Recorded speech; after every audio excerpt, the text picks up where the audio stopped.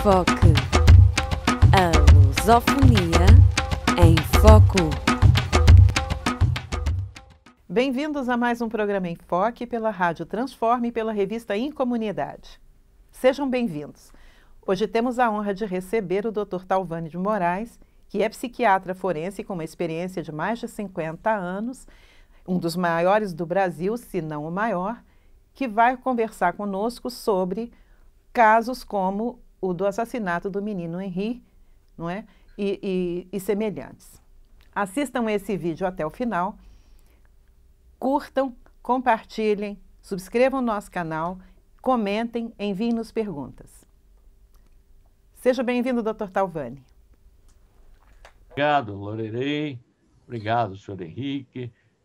Eu quero, em primeiro lugar, dizer da minha satisfação de participar do programa, principalmente numa cidade de Portugal que eu gosto tanto, que é o Porto, onde já estive algumas vezes, e é uma cidade que me parece, talvez seja uma visão distorcida de um brasileiro, mas me parece um tanto ou quanto abrasileirada, no sentido da recepção que dão ao estrangeiro, no meu caso, como eu fui recebido aí, como eu fui tratado e como eu pude, usando um termo, né, bem moderno, bem popular, como eu pude curtir, né, a comida, a hospitalidade, etc. Então, eu queria dizer desse prazer que eu tenho em estar aqui nessa entrevista.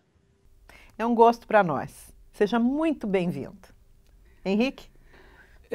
Seja muito bem-vindo e mando-lhe os meus cumprimentos. Um grande abraço, Dr. Talvani.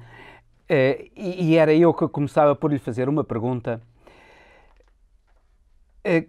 porque o Brasil foi recentemente abalado pelo assassinato do pequeno Henri, de 4 anos de idade, uma criança de 4 anos de idade, pelo padrasto, companheiro da mãe.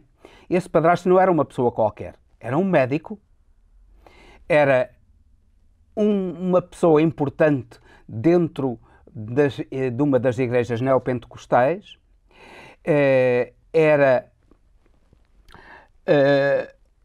um homem de Deus, digamos assim, ele dizia-se como um homem de Deus, um homem da família, um político importante, deputado e que chegou a ser líder do governo Crivella no Rio de Janeiro.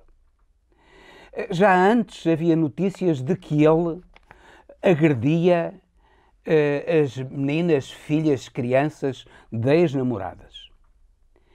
Como é que foi possível haver agressões repetidas ao pequeno Henri, na sequência de outras agressões a outras crianças, filhas de ex-namoradas do Dr. Jairinho, e ninguém ter dito nada, ninguém ter comunicado à polícia, ninguém ter comunicado ao Ministério Público e não haver qualquer forma de proteção daquelas crianças?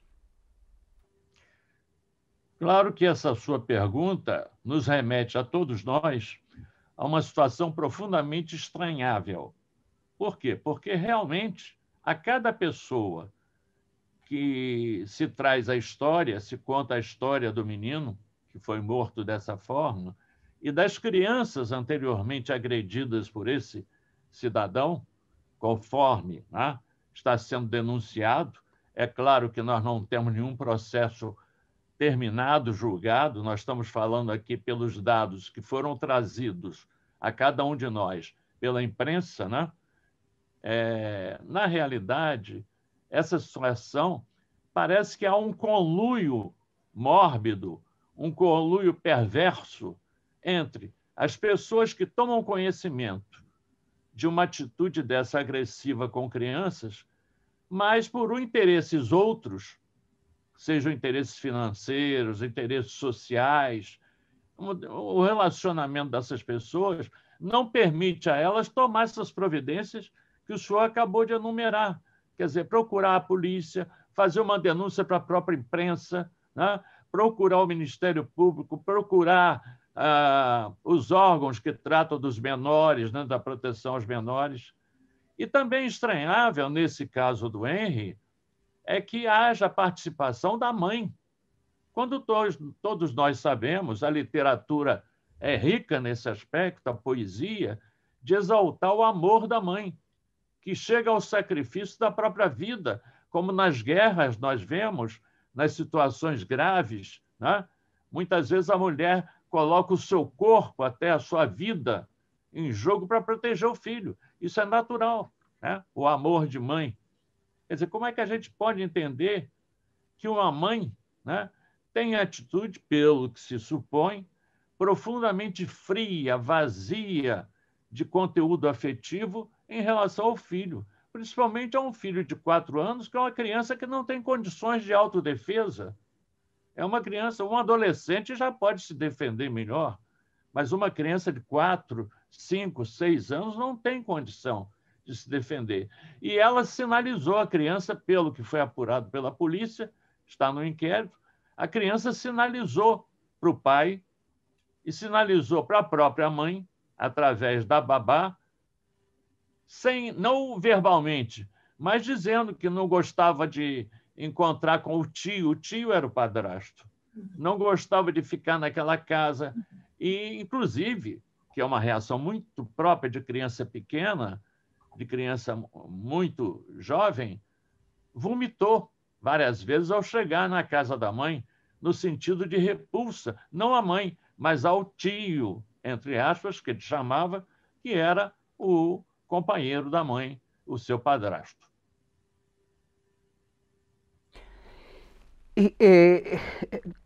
Há aqui questões que nós não podemos deixar de levantar, que são as seguintes.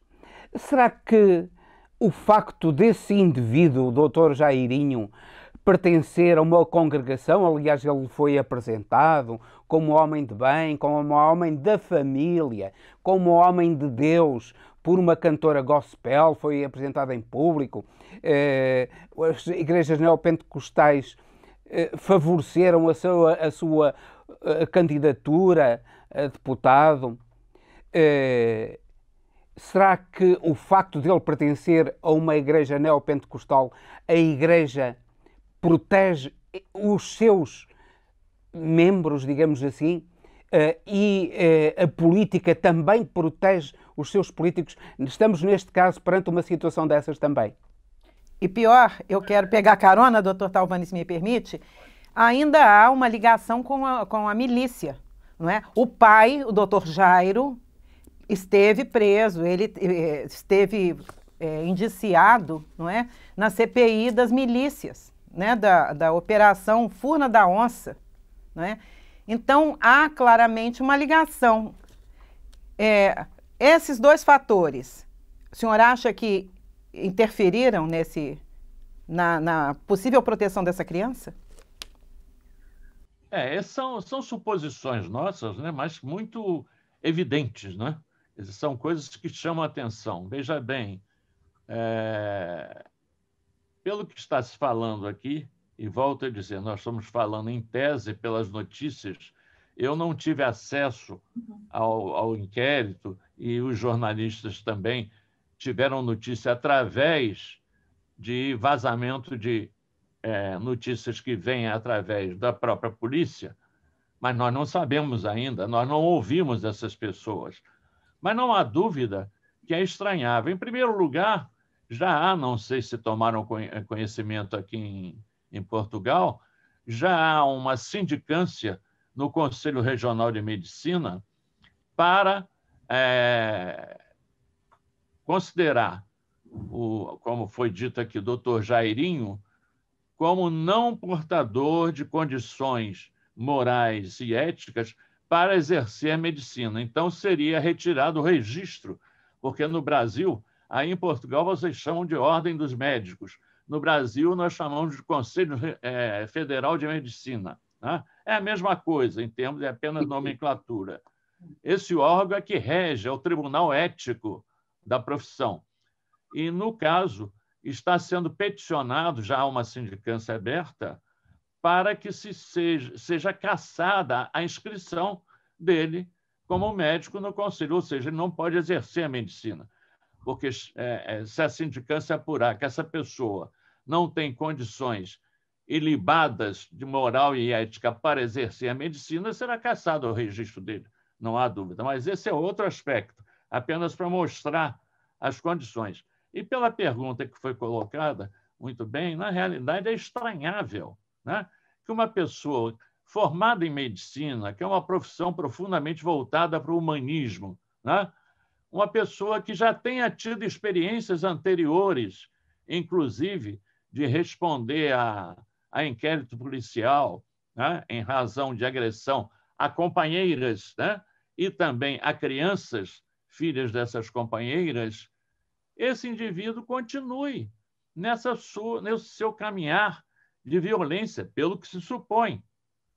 Então, eu gostaria de chamar a atenção, se me permitem, como psiquiatra, eu me sinto na responsabilidade de alertar aos nossos espectadores, no sentido seguinte: muitas vezes há uma tendência natural nossa da sociedade de atribuir doença mental a esse tipo de conduta.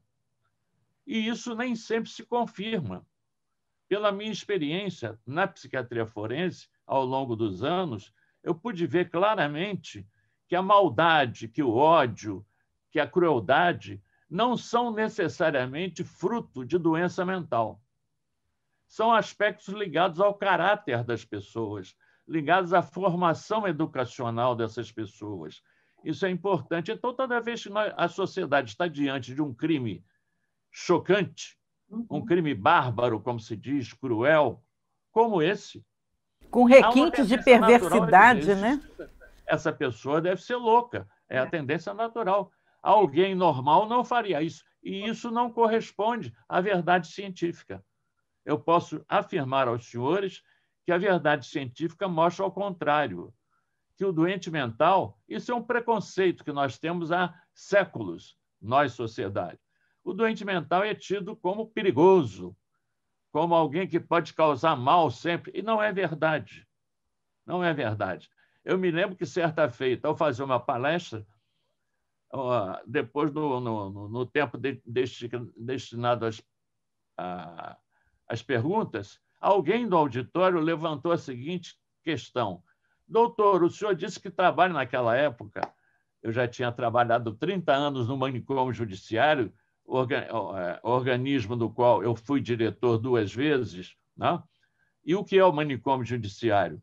É uma instituição psiquiátrica, mas ligada ao sistema penal, que, quando o indivíduo comete um crime em razão de doença mental, isso comprovado através de perícia, que é o trabalho que nós fazemos, o juiz, ao invés de puni-lo com uma pena, porque o Código reconhece que essa pessoa não tem condições de responder pelos seus atos, ele substitui a pena por uma medida de segurança, por uma internação compulsória, como é em grande parte do mundo, né, do mundo ocidental. O que ocorre?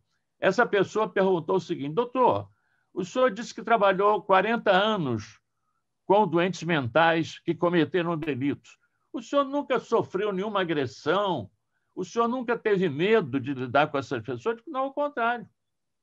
Eles ficam tão ensimesmados, tão introvertidos na sua própria loucura, vamos falar assim, numa linguagem popular, que eles não se preocupam com o que passa ao redor deles. Eles ficam nos seus delírios, nas suas alucinações, e não são perigosos, como se diz. Mas há um preconceito, um estigma que se coloca que o doente mental, a própria família diz: doutor, tem que internar porque ele é perigoso. Por que ele é perigoso? Não, porque ele é doente, ele não sabe o que faz. Mas, na realidade, isso é um preconceito, é um estigma. Então, eu queria chamar a atenção desse aspecto. Me sinto na responsabilidade disso. Nem todo crime... Claro que pode o doente mental cometer um crime cruel, não há dúvida. Aí em Portugal acontece, em qualquer lugar do mundo, no Brasil acontece. Mas é exceção. A regra não é essa. A regra, o cometimento de crimes bárbaros, de crimes violentos, está por conta de aspectos da própria personalidade mal formada no indivíduo. Eu tenho um livro e interessante, que é o Tratado da Maldade, e onde os autores, são vários autores, psiquiatras, mostram exatamente isso. Ou seja, as pessoas que cometem barbaridades, crimes bárbaros, cruéis, os torturadores, que nós sabemos que nos regimes ditatoriais aparecem, são pessoas que não são doentes no sentido da patologia mental psiquiátrica. São pessoas deformadas por outros motivos, motivos educacionais, motivos de sofrimento pessoal na infância. Então, não daria tempo aqui para nós discorrermos sobre isso. Eu só queria chamar a atenção desse aspecto. Quem comete crime bárbaro, prioritariamente, não é doente mental. Eles sabem o que fazem, têm consciência do que fazem e da gravidade do que fazem, mas até têm prazer. A maldade dá-lhes prazer no que fazem. Exatamente, é o caso do torturador. Eu, inclusive, certa feita, também numa aula, falei para os alunos o seguinte: prestem atenção, qual é a maior frustração de um torturador? Dei alguns segundos para que eles pensassem e ninguém me deu a resposta. E eu disse, a resposta é a seguinte: é quando a vítima morre, porque vai frustrá-lo no seu prazer de causar mal. Ele quer fazer sofrer. E quando a vítima que está sendo torturada morre, para ele é uma frustração muito grande. Quer dizer, essa é a maior frustração de um torturador, corroborando o que o senhor falou. Doutor Talvani, ainda pensando numa criança, no convívio com um possível infanticida, há sinais que a gente possa perceber para tentar afastar ou para tentar coibir certas práticas, há alguma coisa que se possa fazer? Sim, a sinalização, como eu falei há pouco, a própria criança dá sinais. É preciso prestar atenção e saber ler. Ele não vai falar, ele não vai verbalizar, mas ele vai ter atitudes que vão demonstrar para o adulto que está próximo a ele, está ligado efetivamente a essa criança, ele vai sinalizar que está sofrendo, que está com medo. Não há razão nenhuma para uma criança, ao retornar à casa da mãe, como nesse caso, pelo que está divulgado, do inquérito, chorar, dizer que não quer, pedir ao pai que não deixasse o tio abraçá-lo, porque quando abraçava, machucava. O que é que ele quer dizer com isso? Ou seja, o contato físico com o tio provoca sofrimento nele. Ele também não querer ficar com o tio. Tio, aí no caso, lembrando, era como ele chamava o padrasto, quer dizer, o companheiro da mãe.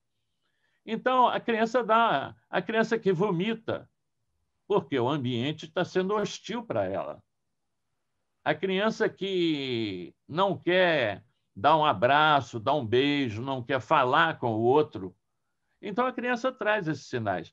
É preciso o adulto que está em relacionamento com essa criança e que está afeito afetivamente a essa criança, que ele saiba ler o seguinte: essa criança não está se sentindo bem. Por quê? Vamos tentar entender. E aí é preciso uma abordagem, às vezes até por um técnico, por um psicólogo, pelo próprio pediatra, pelo próprio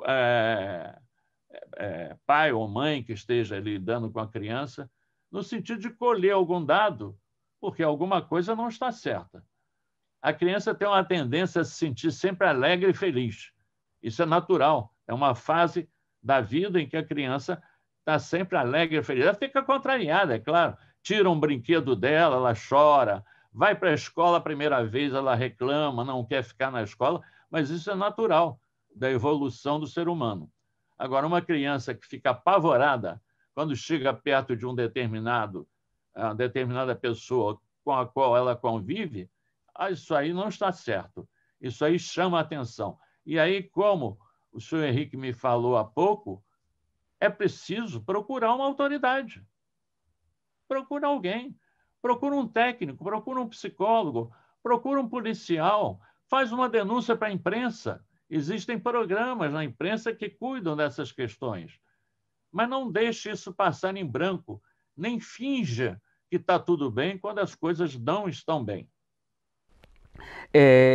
Há pouco falou que a Ordem dos Médicos Brasileiros, o Conselho de Ontologia dos Médicos Brasileiros, está a pretender afastar este médico que, no juramento que fez, o juramento de Hipócrates, que é o juramento que fazem todos os médicos, julgou proteger, defender a vida e tratar a doença. Mas, curiosamente, o Sr. Doutor tem conhecimento de alguma manifestação de repúdio feita pela Igreja a que esse médico pertencia? Não, não tenho conhecimento de nenhuma reação. Claro que pode ter até havido internamente alguma reação por parte dos fiéis dessa igreja, mas não se deu notícia nenhuma. Pelo noticiário leigo da imprensa, não se sabe nada. Os pastores, nomeadamente aquela senhora, cantora gospel, pastora também, que o apresentou publicamente como um homem de Deus, um homem da família, um homem de bem. A cantora, eu vi agora recentemente que ela pediu desculpa por ter apresentado ele, né? A cantora. Eu não vi outra coisa, não vi outra pessoa. Mas o bispo da igreja dele, alguma vez levantou qualquer questão por ele pertencer àquela igreja, censurou publicamente a ação desse homem. Anteriormente há conhecimento de que a igreja a que ele pertencia tomou qualquer atitude de censura ou de demonstração pelo comportamento dele, que vinha sendo, ele pelos vistos já tinha sido objeto de inquéritos por agressões a crianças e até ex-namoradas. A igreja a que ele pertencia, isto é, os irmãos dele, digamos assim, irmãos entre aspas, os homens de Deus, as mulheres de Deus, da igreja a que ele pertencia, disseram alguma coisa? Alguma vez fizeram alguma denúncia sobre o comportamento dele? A ministra, né, que defende a família e tudo, não se manifestou? A ministra Damares?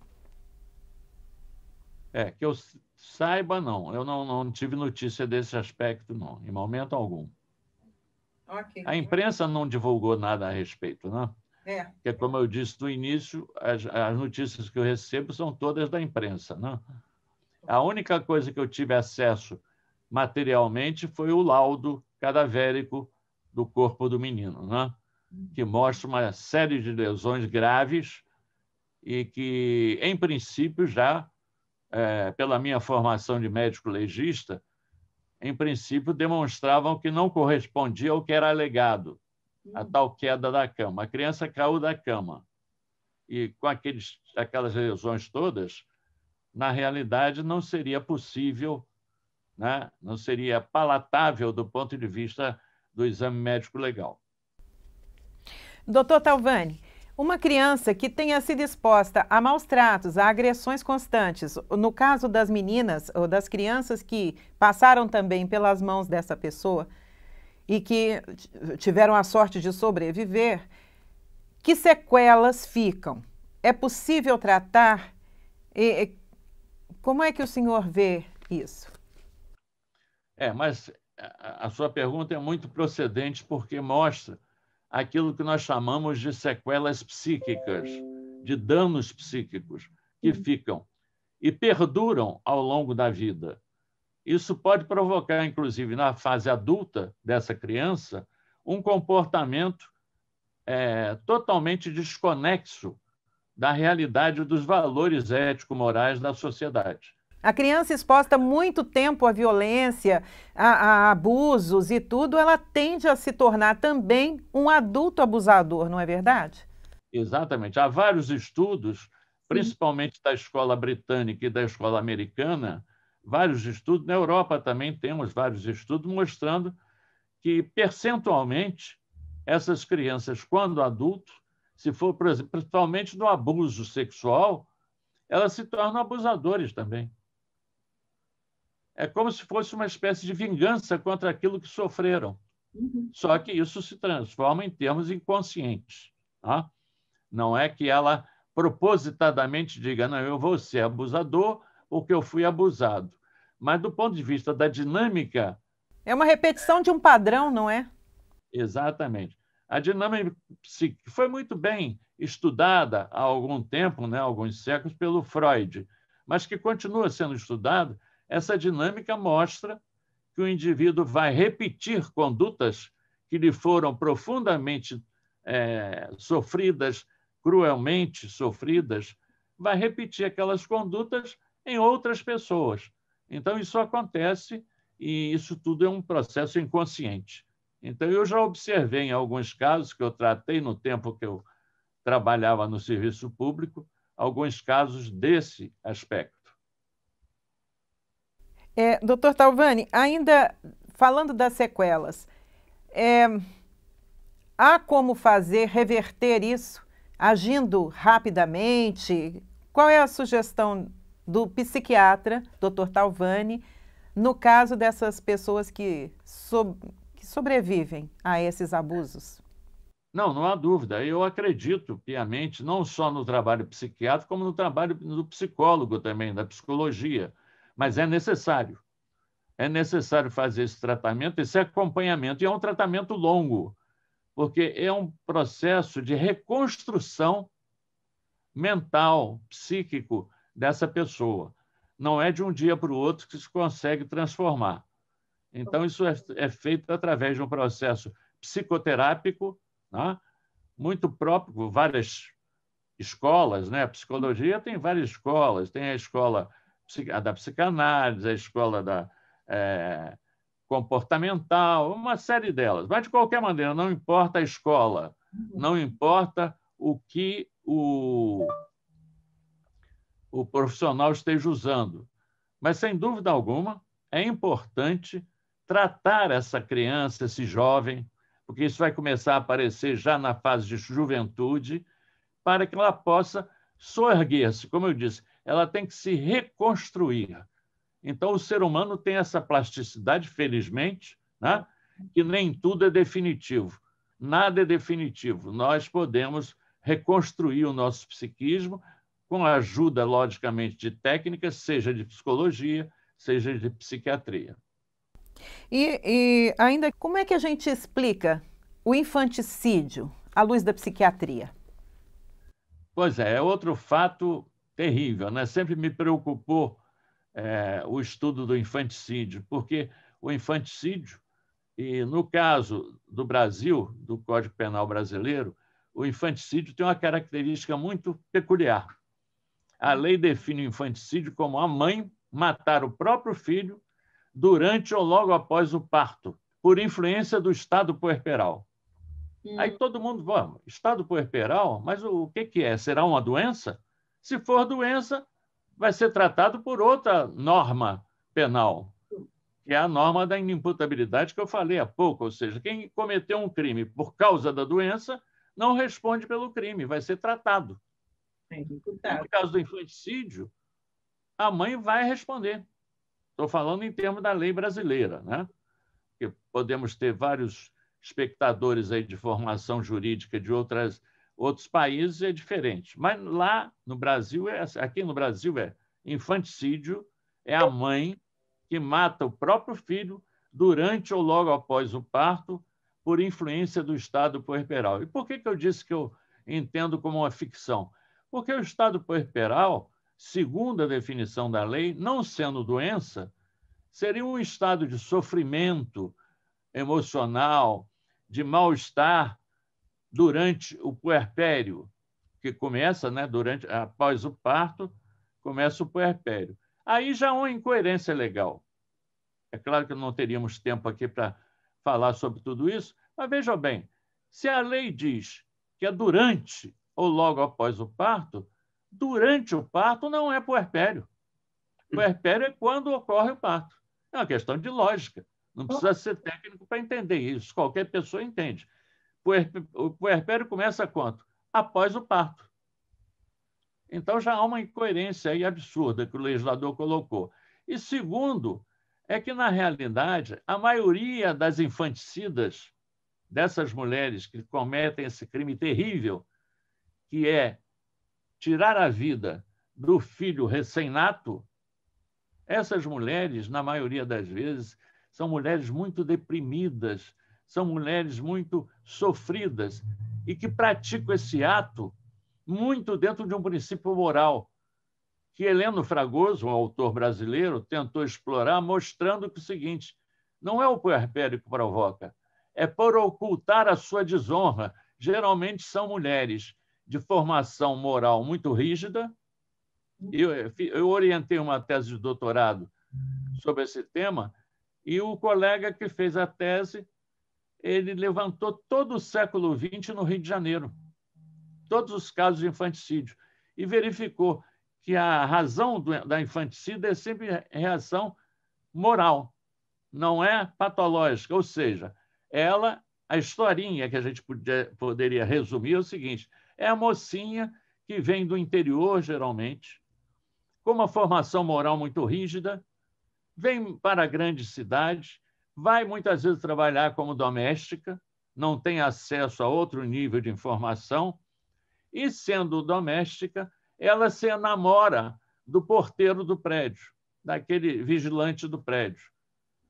Começam a namorar, mantêm relação sexual, ela engravida. Mas para ela engravidar solteira, e geralmente o homem, infelizmente, tem essa conduta, ele não quer saber de se unir àquela mulher para cuidar do filho, que ele participou em 50%, o que acontece? Ele desaparece, a mocinha fica sozinha, grávida. Como é que ela vai explicar aquilo à sociedade, principalmente aos seus pai, mãe, etc.? Então, ela oculta aquela gravidez sempre que puder. Usa roupas largas. A história é sempre assim. Coloca faixas no abdômen para evitar que as pessoas notem que ela está com o abdômen aumentado de volume. E, finalmente, no dia do parto, o parto acontece sempre sozinha, ou no banheiro, ou num quarto fechado. O parto é sempre sozinho, isso é um detalhe. Tá? E não é na maternidade. E, em seguida, ela mata a criança exatamente na fantasia de que assim ninguém vai saber que ela engravidou e teve um filho. Essa é a história que a gente apurou dessas infanticidas, quer dizer, da maioria delas. É claro, a senhora Lorilei me diria: bom, mas eu conheço um caso de uma que estava na maternidade e matou o filho na maternidade. Quando trouxeram para amamentar, matou. Aí é outra coisa. Esse aí não é infanticídio.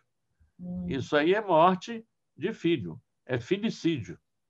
Não é infanticídio. O infanticídio, pela lei brasileira, e eu estou respondendo dentro dos parâmetros brasileiros, é isso: a mãe que mata o filho durante ou logo após o parto por influência do estado puerperal.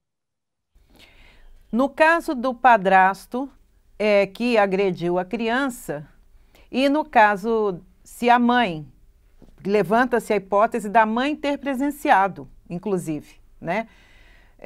Como é que isso é enquadrado? Ali parece que o delegado vai encaminhar para o Ministério Público, que o ordenamento processual é esse, né? A polícia conclui um inquérito com os indícios e manda para o Ministério Público. O Ministério Público, se convencendo dos dados, né? Dos indícios e da materialidade e autoria, denuncia a pessoa. Enquadra dentro do Código Penal. No caso, me parece que o delegado está encaminhando, ou vai encaminhar, não sei se já encaminhou, baseado no artigo 121, que é o homicídio duplamente qualificado, porque, inclusive, contra uma criança que não podia oferecer autodefesa, um incapaz, não é? E que a mãe, no caso, e ele, como companheiro da mãe, tinha a obrigação de proteger. Há um detalhe muito curioso, e o médico, quando diz que é curioso ou que é interessante, sai de perto, né? Porque é grave, né? É. Há um detalhe muito interessante na apuração da polícia, do delegado, que, diga de passagem, foi uma investigação muito bem feita, a meu sentir. Há um detalhe seguinte, é que eles levaram a criança já morta, quer dizer, o cadáver, a 2 hospitais, insistindo com os médicos para que oferecessem a declaração de óbito. Isso era para quê? Para tentar evitar a perícia médico-legal. Porque se algum médico daqueles se distraísse e desse uma declaração de óbito de causa desconhecida, seria sepultado o corpo e ninguém ia argumentar que houve homicídio, certo? Então, daí a importância também da perícia médico-legal. Claro. Quer dizer, eles não tendo conseguido em 2 lugares, o corpo foi levado para o Instituto Médico Legal. E lá se verificaram as lesões graves. Por exemplo, houve laceração do fígado do menor, houve lesão do rim, tudo isso está descrito no laudo, lesão do pulmão, lesão do cérebro. Então, e além de algumas equimoses, que é aquela mancha roxa, né, no corpo. Então, diante disso, não poderia ter havido queda de cama. Houve uma sucessão de lesões e que fala a favor de espancamento. Quer dizer, isso aí é óbvio que só o juiz é que vai se convencer disso ao julgar, né? No caso, é tribunal do júri, né? Porque no Brasil, a regra, os crimes dolosos contra a vida vão para o tribunal do júri. O que eu acho muito bom, se me permitem a opinião, porque eu acho que você envolve a sociedade no processo. É muito simples você dizer, se houver uma absolvição, foi o juiz que observou, e levantar até calúnias, como muitas vezes a gente vê a população dizer, que sei lá se esse juiz não levou algum, etc. Então, esse tipo de conduta. Quando envolve a sociedade, porque estão ali 7 jurados do povo, né? A sociedade está dizendo se é culpado ou se é inocente. Ela é que vai dizer isso. O juiz só vai organizar, presidir o ato e vai oferecer a pena. Fala-se muito no Brasil que as pessoas fingem distúrbios mentais para escapar da prisão. Então, o senhor poderia explicar para a gente qual é a diferença de uma internação compulsória para a prisão? Que vantagem que teria o assassino fazer-se de doente mental? Ele escaparia da prisão? Nenhuma, né? Vantagem nenhuma, né, Lorida? Na realidade, isso é uma fantasia, né? Você, eu vou dar uma de maluco, porque eu matei 3 pessoas, então eu vou pegar uma pena muito grande, então é melhor fazer que sou maluco, como eles dizem. Tá? Mas acontece 2 coisas. Primeiro que, como ele vai passar por uma perícia técnica, uma perícia psiquiátrica, ele é muito difícil. Eu não vou dizer que eu sou perfeito, porque eu não tenho bola de cristal, mas é difícil conseguir enganar o perito. Porque as doenças elas têm uma lógica. É como a doença física. Tá? A doença física a gente sabe. Como é que começa a doença? No caso, a doença que está na moda aí no momento, né? Do vírus, do coronavírus. Começa o quê? Com sinais de um leve resfriado, depois sobrevém febrícula, febre, depois começa a dificuldade respiratória. Então, ela tem uma lógica. Toda doença. E a doença mental também.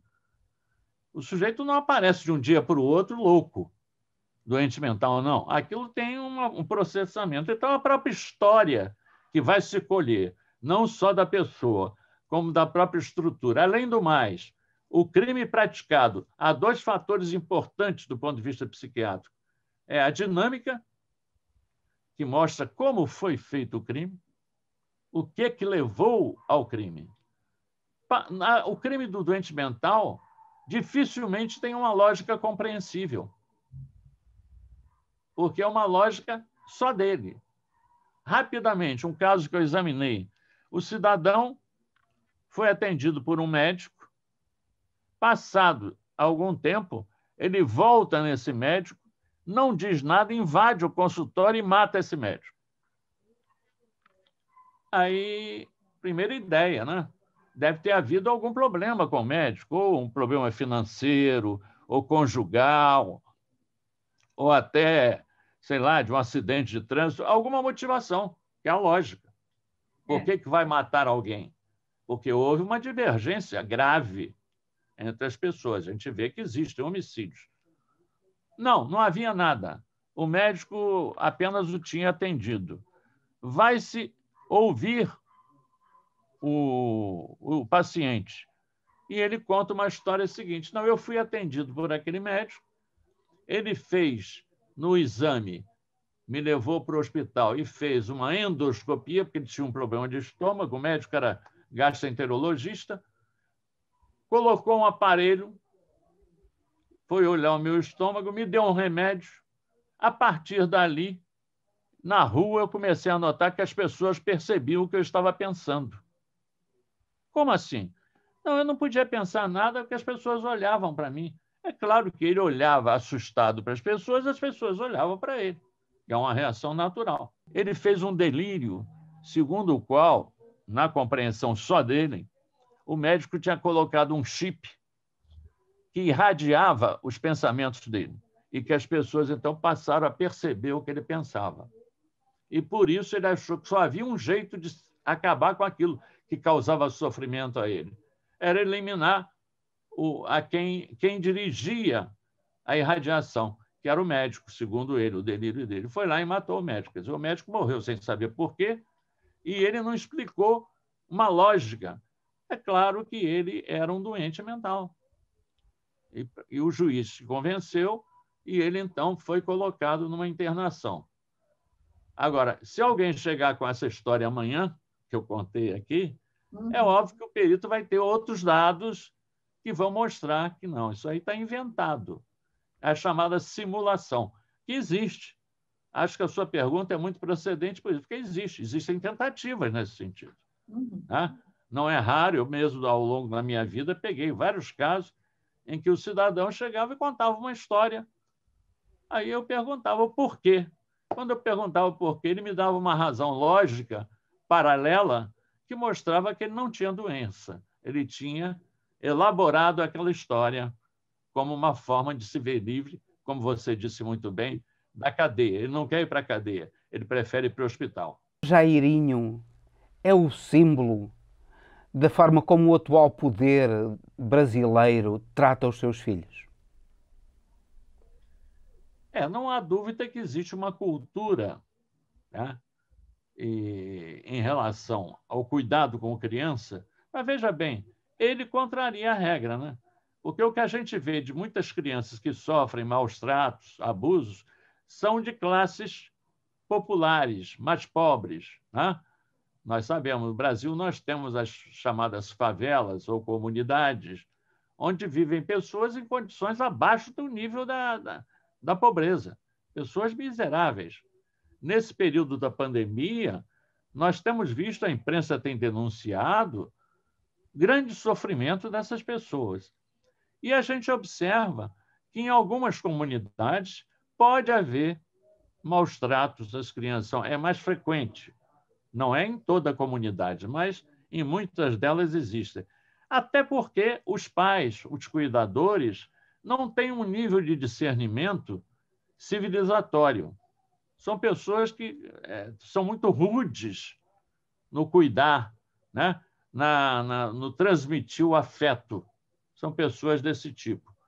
E aquela velha história, que não é só no Brasil, mas no mundo inteiro, no mundo ocidental, que era a prática de bater em criança para tentar discipliná-la, né? Isso a gente sabe. Nós passamos períodos terríveis, né? Felizmente, hoje tem diminuído. Pelo nível de discernimento, de educação das pessoas, tem diminuído, mas ainda existe. Existe a... E até tem um ministro que diz que não faz mal nenhum bater nas crianças, não é? Pois é. Como o mal não faz, né? Toda vez que você provoca a dor um outro, né, você provoca uma revolta.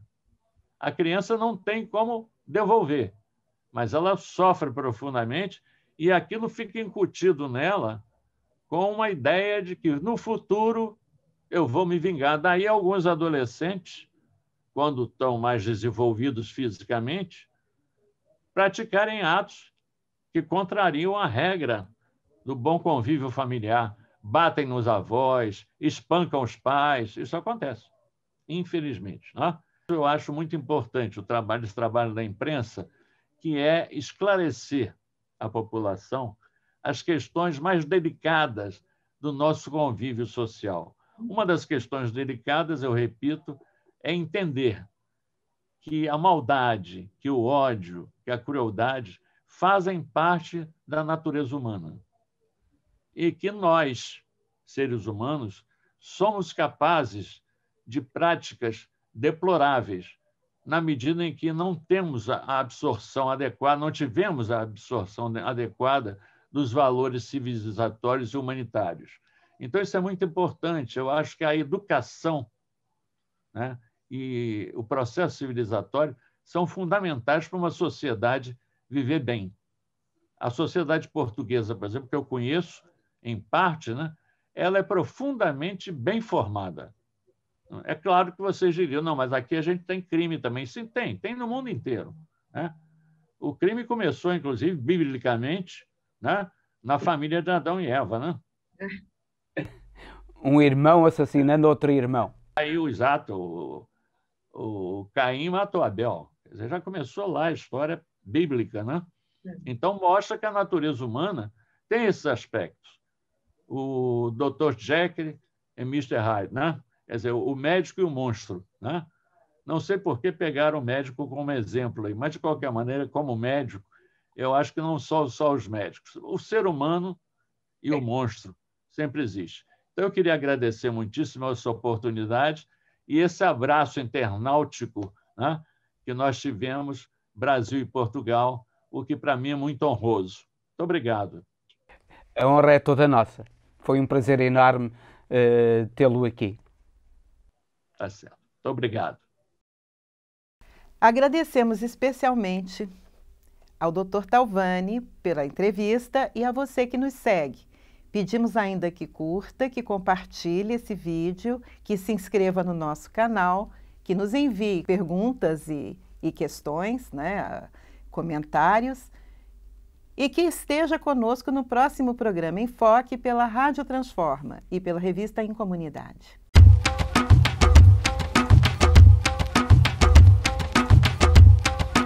Enfoque. A lusofonia em foco.